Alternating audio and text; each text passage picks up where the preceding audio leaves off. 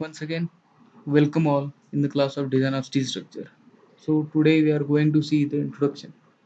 In last lecture we have seen the syllabus content, uh, what is steel structure, then common steel structures, etc., and the properties of steel. So today we are going to see the loads and we begin with the connection. So for the safe design of a structure, it is essential to have a knowledge of various types of load and their worst combination to which it may be subjected during its lifespan. The types of loads are dead load, live load, or imposed load, wind load, seismic load. Basically, in above code, that is IS 875, the seismic code hasn't been mentioned. We have a different code for the seismic load, that is IS 1893. Then snow load, earth pressure, water current, impact load, and temperature and erection effect. So first is the dead load. So for dead load, we have IS 875 part 1. So in this, as name indicates, it is a code of practice for design loads other than the earthquake for building and structures. So part 1, dead load, that is, it gives the unit weight of different building material and stored material. So here you can see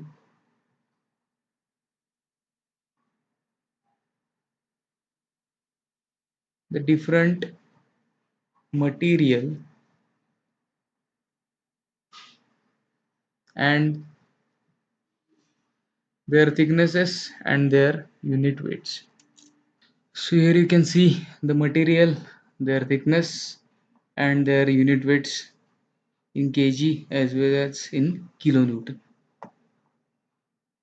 So with the help of this you can find the dead weight or dead weight on the material, on the structure of materials. Then the second is the live load. So here in IS 875 part 2 you can see, which is basically for imposed load, that is live load. So here you can see the imposed load application, load due to partitions, reduction rate in the loads. With the help of this code you can calculate the live load on the structure, and with the help of it will help you to define the sizes. And next is the wind load. Particularly for wind load there is a part 3 of IS 875. So there are some formulas with help of which you can calculate the load. So basically, initially you need to find the basic wind speed, which was given in the code.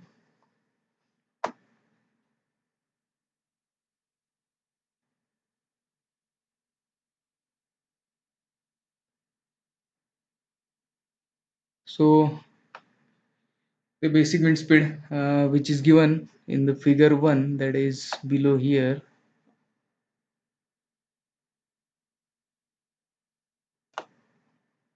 Here you can see the basic wind speed in different terrains in our country. So we have the basic wind speed. Then by using this formula, that is Vz equals to Vb K1 K2 K3, that is Vz is the basic wind speed in meter per second, K1 is the probability factor, K2 is the terrain height and structure size factor, and K3 is the topography factor. So as you can see over here, the K1 factor, which is given over here, how to calculate. Then this is the terrain factor, which is given over here, and below that, that K3 factor is given. This is the K1 factor, this is the K2,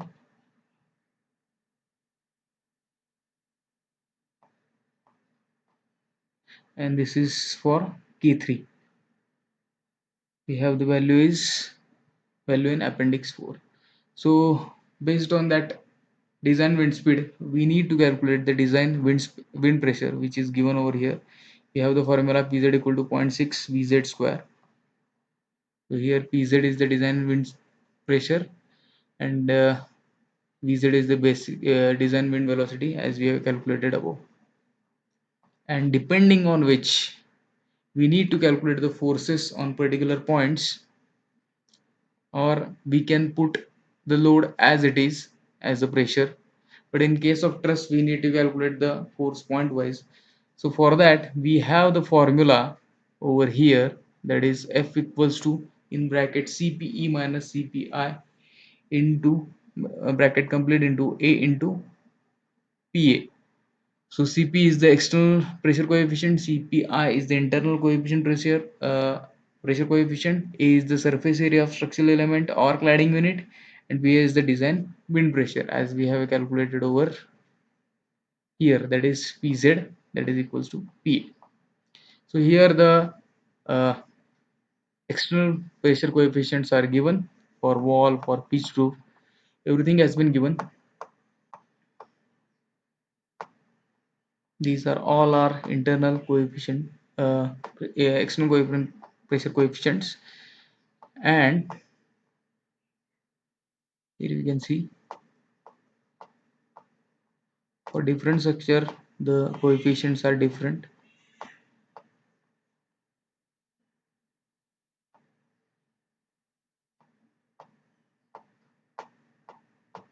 It is for cylindrical structure.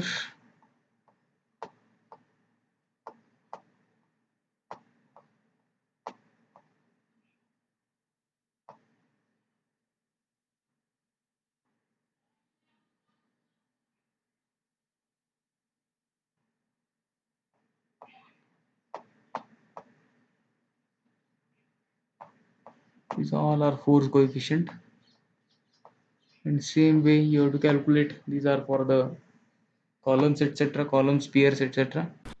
Here you can see the internal pressure coefficient, how to calculate the internal pressure coefficient, and by using these two coefficients you can calculate the final force on the particular points of the structure, and with the help of those we can calculate the sizes of the member.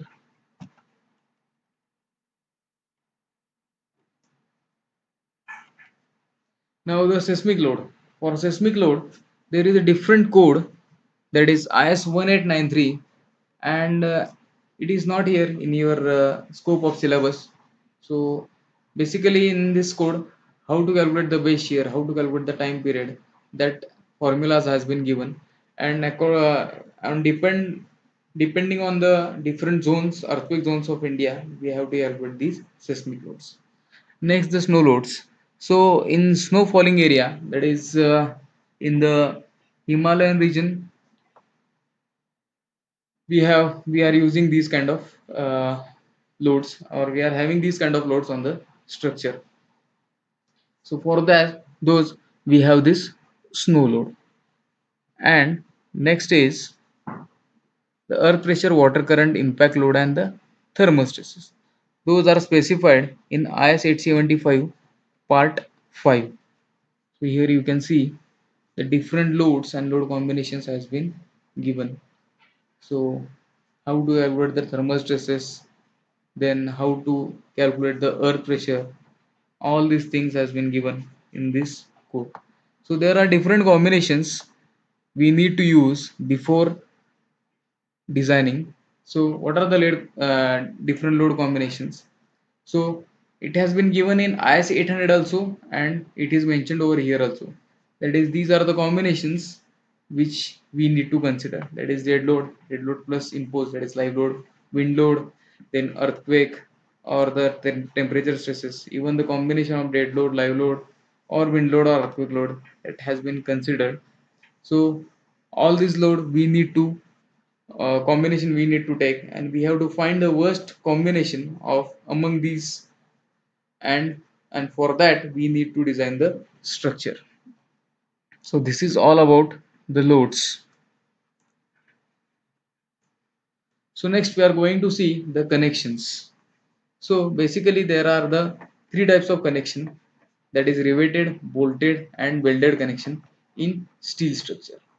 So the connections has been classified in different way also, that is with the relaxation or the movement in the connection, that is rigid, semi rigid or the flexible connections. In flexible connection, the connection allows the rotation. In semi rigid, it partially allowed the rotation or the movement, and in rigid connection it doesn't allow any rotation as well as any movement. So here you can see the welded connection, the riveted connection, and the bolted connection. So first we are going to see the riveted connection. So basically rivet is made up of the round ductile steel bar piece which is of mild or high tensile steel called shank with the head at one end. The head can be of different shape as we are going to see in next slide. The shank is made up of the length that should sufficient to form a second head, so that the it will hold the two members tightly. So these are the types of rivet which is shown over here. This is called as a head, this is the shank portion, and this is the tail which is again converted into the head. Here you can see how the structure, the connection has been made. So this is the grip, which is the thickness of two members. This is the D, that is diameter. The clearance has been given, and this is the manufacturer head, and this is the final head. So here, this is the procedure of the riveting.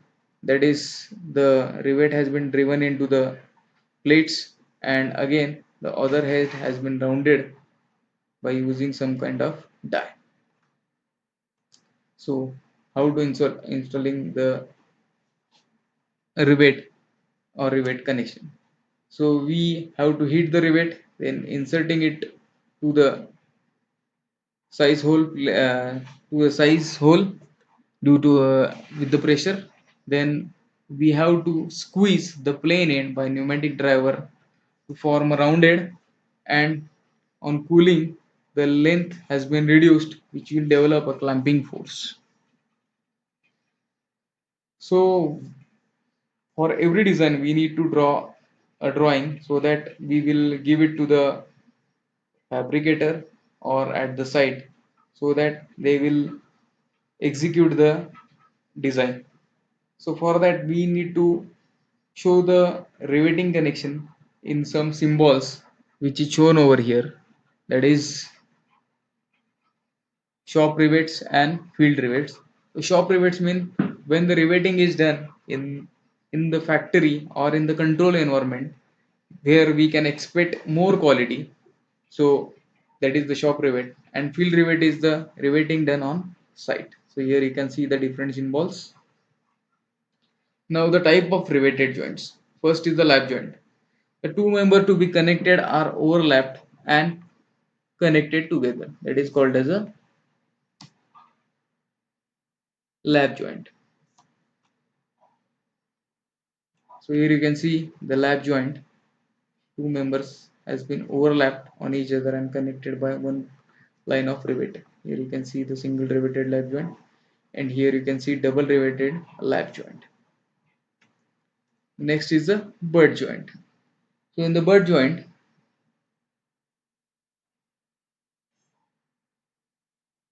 two members are placed end to end.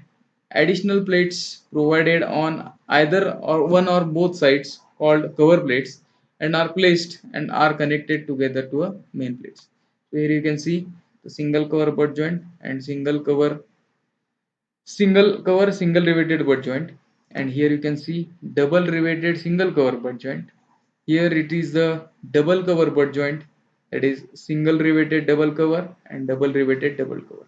As you can see, we are naming this according to the number of plates, cover plates, and this is the number of rivet lines. Sometimes packing may be provided to give the extra one one member is small and one member is having high thickness, then we need to provide a packing plate. So here you can see the action on the rivet in the lap joint, and here it is in butt joint. So here you can see it is in a single shear and it is in a double shear. Now the failure of the riveted joint. So first is the shear failure of rivets. So the shear stress in rivet may exceed the working shear stress in the rivet. The shear stresses are generated because the plate slip due to applied force. So this is the shear failure of the rivet. Here you can see the rivet has been failed due to shear action. Next is the shear failure of plates. So in this, the internal pressure on of overdriven, that is shank length, is more than the grip. The rivet placed at a lesser edge distance than specified causes this failure. That is, this edge distance is less. So this can be checked by using the specifications given in IS 800 about the edge distance. The next is the tension or tearing failure of plate. So in which the tensile stress in the plate at the net cross section may exceeds the working tensile stress. So tearing of plate occur when the rivets are stronger than the plates. So here you can see the plate has been teared because of tension. Next is the splitting of plates. The rivets may have been placed at a lesser edge distance than required, causing the plates to split out or shear out. Next, bearing failure of plates. So here you can see the plates may be crushed when the bearing stress in the plate exceeds the working bearing stress. And last, the bearing failure of the rivet. So in this, the rivet is crushed around the half circumference. You can see over here. The plates may be strong in bearing and heaviest stress plate is may press the rivet, so this kind of failure will occur. Now there are few assumptions before the designing of the rivets. The first is the rivets are assumed to be stressed equally. Basically we are using the bunch of rivets or the group of rivets. So this assumption says that the rivets has been stressed equally. So basically this is not the case in the practical, because the rivets in the first line are more stressed, or rivet at the edges are more straight than the rivets at the center. The second is rivet hole is assumed to be completely filled by the rivets. So this is true in case of cold driven rivets, but in case of hot driven rivet, as we have seen the procedure, it is not true, as rivets tend to shrink diametrically on cooling. Then the friction between plates is neglected. There is some transfer of load due to friction in when the members are placed or connected, but that friction has been neglected while designing these kind of joints. Then the shear stress is assumed to be uniformly distributed over the gross cross sectional area of rivet.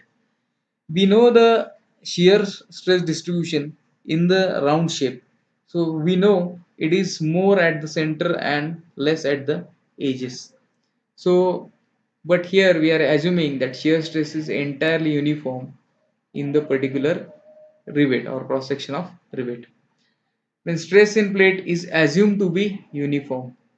Actually we are forming the holes to drive the rivets, because of which the plates may get weaker at that particular sections. So there is a stress concentration phenomena where that stress has been concentrated over those places. Then the bending of rivet is neglected. If the plate are connected tightly, so the bending may not happen. but there is some movement or something is there due to some practical limitations. So bending of rivet is there. So, but we are assuming the bending of rivet is we are neglecting. And the last is bearing stress is uniform between plates and rivets.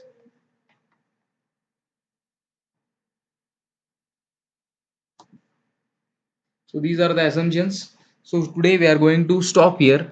In next lecture we are going to see what are the specifications in the IS code and what are the formulas for the calculation of a rivet value. Okay, thank you.